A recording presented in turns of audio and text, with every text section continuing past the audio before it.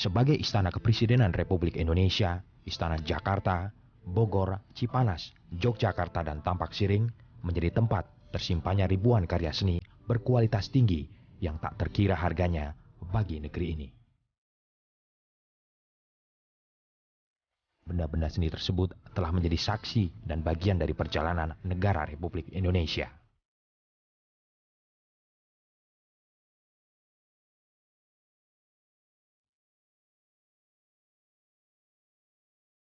Dan dari tanggal 2 hingga 30 Agustus 2016 ini, masyarakat berkesempatan untuk menikmati bagian dari karya-karya seni tersebut di Galeri Nasional, Jakarta. Pameran 1771 Goresan Juang Kemerdekaan ini disajikan dengan materi yang didapatkan dari seluruh istana yang ada di Jawa. Ada Istana Merdeka, Negara, kemudian Istana Yogyakarta, Bogor, dan Cipanas. Jadi ada 28 karya di mana kesemuanya itu dipadukan menjadi satu tema.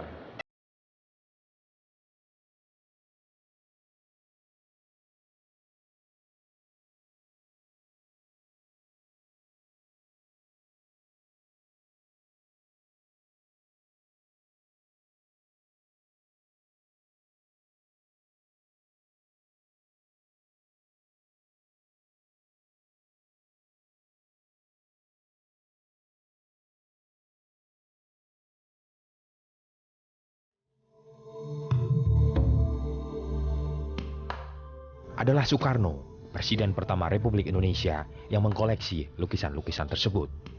Bung Karno, sapaan akrab Soekarno, dikenal sebagai pencinta seni dengan kualitas tinggi. Bahkan lukisan-lukisan tersebut didapatkan si Bung dengan mendatangi langsung sang pelukisnya. Ada beberapa catatan yang terkait dengan keberadaan Presiden Soekarno dan seni, terkait dengan seni.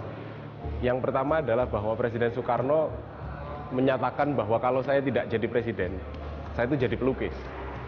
Itu yang pertama. Yang kedua adalah karena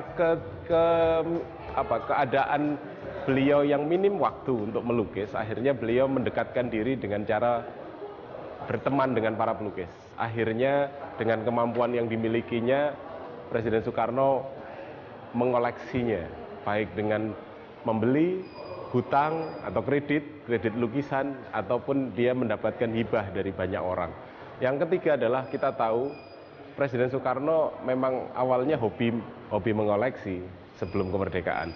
Tetapi pada saat masa di mana Indonesia sudah cukup mapan, sekitar tahun 50-an ke sekarang, Presiden Soekarno tidak hanya memberikan koleksinya untuk dirinya sendiri, sehingga koleksi ini menjadi bagian penting dalam kehidupan Istana Kepresidenan Republik Indonesia.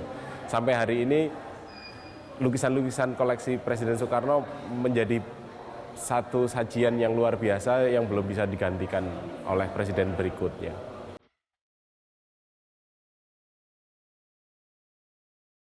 Tak hanya sebagai penikmat, pelukis Dullah bahkan bersaksi bahwa Presiden pertama Republik Indonesia ini pernah melanjutkan hasil sketsanya menjadi sebuah lukisan saat beristirahat di Istana Tampak Siring, Bali.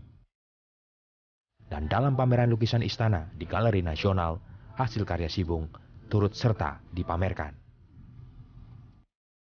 Lukisan Presiden Soekarno yang bertajuk Rini itu dibuat di Istana Tampak Siring sekitar tahun 1958.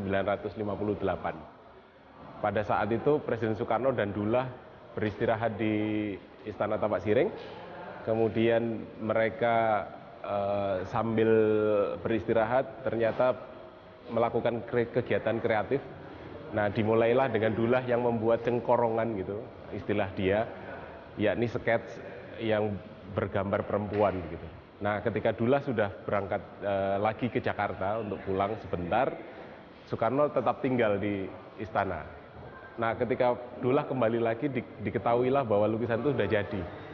Jadi itu memang lukisan berdua, kalau bisa dibilang formalnya begitu. Tapi intinya bahwa Presiden Soekarno melanjutkan sesuatu yang gairah estetik dan artistiknya muncul di lukisan itu. Dan lukisan itu menjadi satu-satunya yang hari ini masih ada di Istana Presiden. Lukisan Soekarno yang lain ada di kolektor-kolektor di luar istana, dan kita mungkin agak sulit untuk menikmatinya karena memang agak berat untuk bisa menyajikan di depan publik.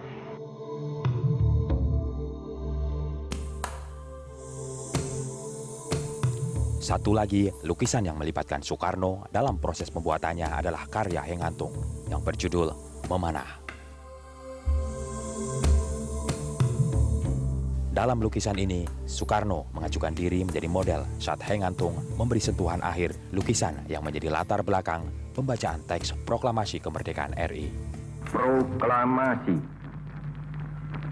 Kami, bangsa Indonesia, dengan ini menyatakan. Lukisan Hengantung bertajuk Memanah ini punya kisah tersendiri. Hengantung melukis ini memang berdasar idenya sendiri, kemudian dilukis di studionya di Jakarta, dan kemudian tahun 43 Hengantung memamerkannya di salah satu ruang pamer di Jakarta. Nah, pada saat itu Soekarno melihat pameran, karena Soekarno memang sering nonton pameran. Nah, pada saat pameran telah usai, kemudian Soekarno menuju atau berkunjung ke studio Hengantung. Nah, disitulah terjadi pembicaraan yang menyatakan bahwa Hengantung menyatakan bahwa lukisan tersebut belum selesai sesungguhnya. Dan ada beberapa informasi yang terkait dengan yang menyatakan bahwa model atau lukisan itu belum selesai pada beberapa sisi, terutama di tangannya. Hengantung belum puas. Maka kalau dilihat dari lukisan tersebut ada semacam goresan yang salah, ada tekstur yang salah, yang sudah kadung kering, kemudian ditusir dengan warna lain. Nah, itu bukti bahwa tangan yang dibuat oleh Hengantung pada saat itu memang belum selesai dan salah dalam konteks anatomis. Nah, Soekarno mengajukan itu sebagai model. Mengenai siapa sesungguhnya modelnya, kita masih dalam proses yang pelacakan terus-menerus. Ada yang menyatakan itu wajah Hengantung sendiri, ada yang menyatakan itu adalah wajah M.R. Dayoh, seorang sastrawan pada tahun 40-an. Tetapi kita tidak bisa menyimpulkan mana yang benar karena ini persoalan interpretasi aja. Nah, akhirnya lukisan itu tahun 43 juga dibeli oleh Soekarno dan kemudian di-display di selasar rumahnya di Jalan Pegangsaan Timur 56, di mana tahun 45 lukisan itu menjadi bagian dari latar belakang pembacaan naskah proklamasi. Itu tidak sengaja, tetapi kemudian pada sebulan setelahnya, September 45, lukisan itu secara formal dan sengaja dipakai sebagai latar belakang konferensi pers perdana pembentukan menteri yang pertama oleh Presiden Soekarno. Lukisan Memanah sangat dibanggakan Soekarno. Ia sengaja memajangnya di teras depan rumah di Jalan Pegangsaan nomor 56, Jakarta. Itu sebab lukisan ini menjadi bagian saat kemerdekaan negeri ini diproklamasikan. Saya menduga bahwa Soekarno memiliki asumsi bahwa lukisan Memanah itu menunjukkan maskulinitas orang Indonesia, keberanian, keanggunan dengan tubuhnya yang telanjang dada gitu, kemudian juga menyiratkan satu semangat. Ini yang bisa memperlihatkan betapa lukisan tersebut ketika kita tonton tuh bisa memberikan sensasi luar biasa. Jadi maklumlah karena Presiden Soekarno juga menginginkan sebuah lukisan yang saat itu bisa dibilang kontemporer ya, yang bisa menyiratkan semangat perjuangan. Jadi itu lapisan berikutnya mengapa lukisan ini menjadi bagus, unik dan harus ditonton oleh kita semua.